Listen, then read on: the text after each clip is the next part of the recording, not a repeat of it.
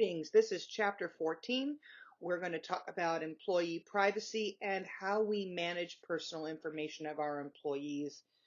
And I will tell you, this is probably the most complex chapter you're going to deal with in the textbook.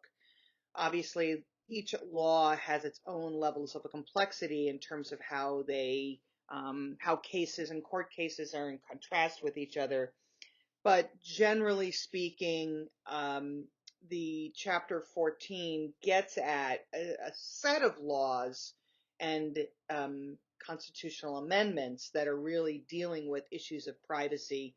And most of our work is really at the state level, as well as at the constitutional level of the United States. So this is complex, so I bear with you. And if you have any questions on this, obviously, please reach out. Specifically because I know that there's a lot of stuff in here to deal with. We have 9 learning objectives in this chapter. As I said, it's a pretty hefty chapter. Number 1, we're going to describe the nature of privacy as a fundamental right. So the goal here is to figure out, what is our fundamental right and how it is protected under the law. Number 2, we're going to explain the 3 general ways in which privacy is legally protected in the United States. We're going to discuss the legal concept of reasonable expectation of privacy and how it applies to workplace activities. And under what circumstances can we expect privacy, and under what circumstances is our behavior in the workplace not private. We want to identify and apply the standard for unreasonable search and seizure under the Fourth Amendment. And as I said, remember that much of our protection is really under the Constitution. We want to explain the distinctions between protections for public and private sector privacy protections. So public sector, very different from private sector, and public sector actually has some interesting and more expansive protections than does private sector. We want to describe the legal framework that applies to private sector privacy cases. We're going to identify and differentiate prima facie cases for common law claims of privacy intrusion, for privacy invasion, like intrusion into seclusion, public disclosure of private facts, publication in false light, and breach of contract and defamation. We're going to explain the extent to which an employer can legally dictate the off-work acts of its employees, and we'll discuss how advances in technology have impacted employee privacy. And this is the biggest growing area right now, is how technology is truly having an impact on our privacy. There are bots out there that can do very quick searches of social media postings and things like that. And they can figure out, again, whether or not you're saying anything negative about your employer or you're behaving in a way that negatively impacts your employer's reputation. So there's lots of technology out there that truly is, invading the sense of privacy that we believe that we have. And how the courts are going to play out on this. It's really interesting to see how it's going to adapt and how it's even adapted over the last 3 or 4 years. And clearly I miscounted because we have 3 more objectives. We want to state the key business justifications for employee monitoring. And there are some good legitimate reasons why we want to monitor our employees on the job. And we'll talk about what those are and what is appropriate, what's not appropriate. We're going to explain the most effective means by which to design and to implement a technology use policy. And we're going to describe the legal environment that surrounds employee use of social media technologies and how we can set appropriate policies in place to make sure that we don't have any violation of their privacy rights, but at the same time protect the company. So while historically, we've had these ancient rights to be left alone. I mean, philosophers have had discussions about this, and ancient historians and critical thinkers have all thought we have a fundamental right to be left alone. There are some recent business methods and inventions that have really pushed the boundaries of this fundamental right to be left alone. And particularly as we start to see, improvements in robots and artificial intelligence that can do screening of things. It's pretty scary in some ways if that bothers you. For others, may be like no big deal. So it depends on how private you like to hold your information. There are greater freedoms for employees in Europe because there are a wider variety of laws that protect employees from employer intrusion in the workplace. The European Union has a General Data Protection Regulation, the GDPR, that was passed in 2016 that really does protect employees from having employers intrude on their daily activities in the workplace.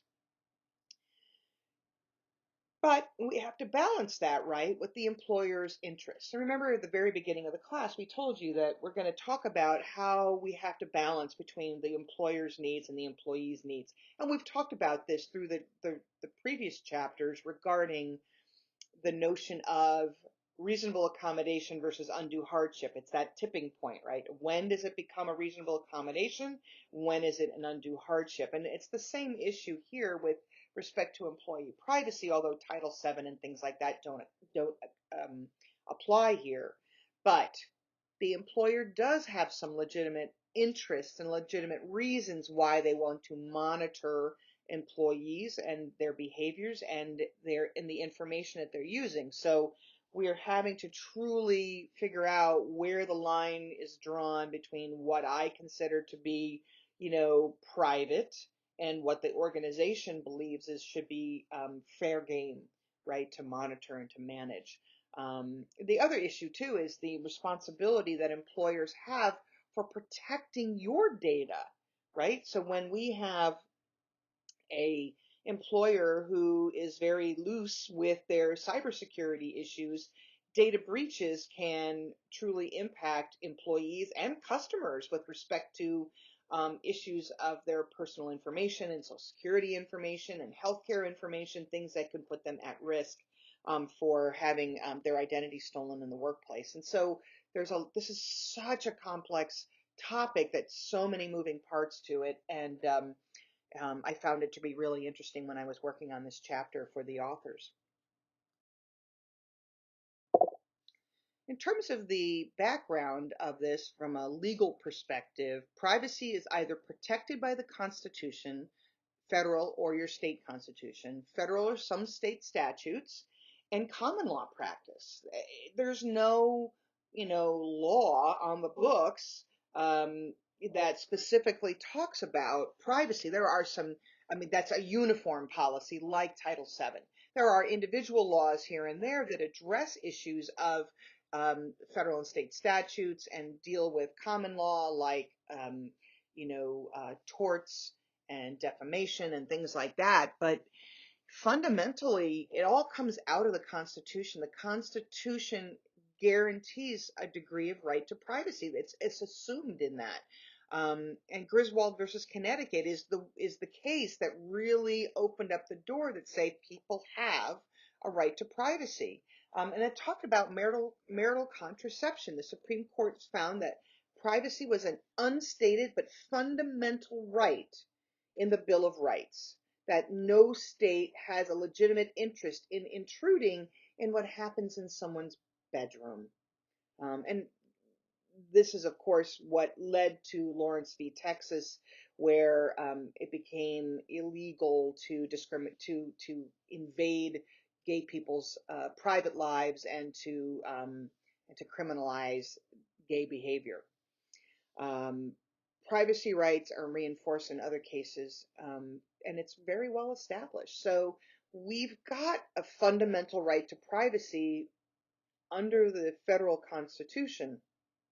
How that is then applied and interpreted at different levels is really what we're going to spend most of our time talking about. Exhibit 14.1 sort of lays out the reality or what we know factually about employee privacy rights. Number one, employees do not have an absolute right to privacy in their workplace. It is not a uniform absolute. Not everything that you do is considered private, particularly if you're using organizational resources to do something that the company would not like. Number two, it is not a breach of an employee's right to privacy for an employer to ask with whom the employee lives. Number three, in the private sector, the Constitution does not protect employees' right to be free from unreasonable searches and seizures. Number four, without constitutional protections, employees are safeguarded to some extent by common law protections against invasions of privacy.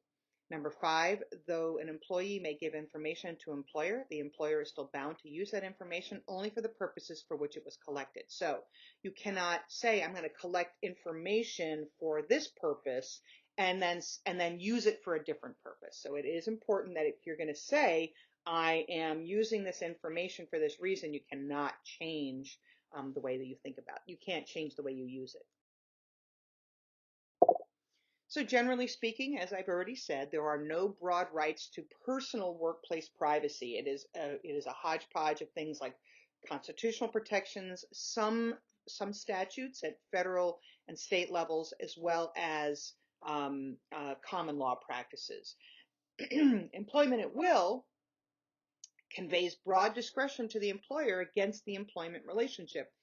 And again, Waco Corporation was a great example of how the company policy impacted employee privacy. He was able to make the case that people were at-will employees, and if he didn't want them to smoke, he could legally do that because their relationship was at will. So an employer can say, you are required to adhere to testing for nicotine in your system, and if you're tested and found to have nicotine in your system, you will not be able to work for us. He was able to make that case. There are still zones of privacy where we can expect a reasonable expectation of privacy. One is in your own body and physical space. There can be a reasonable expectation that you will not be subjected to a pat down or a body search without due cause. Normal private locations, such as your purse or your briefcase, an employer cannot access that information. And also, changing rooms and bathrooms and things like that, right? Personal information that's accessed without permission. So if you give people permission to use it and you tell them what the purpose is, you cannot say, well, I no longer give them permission for that. So it is important for you to identify, exactly what the information is being used for, so that you know the scope within which somebody will be using the information that you have provided to the employer.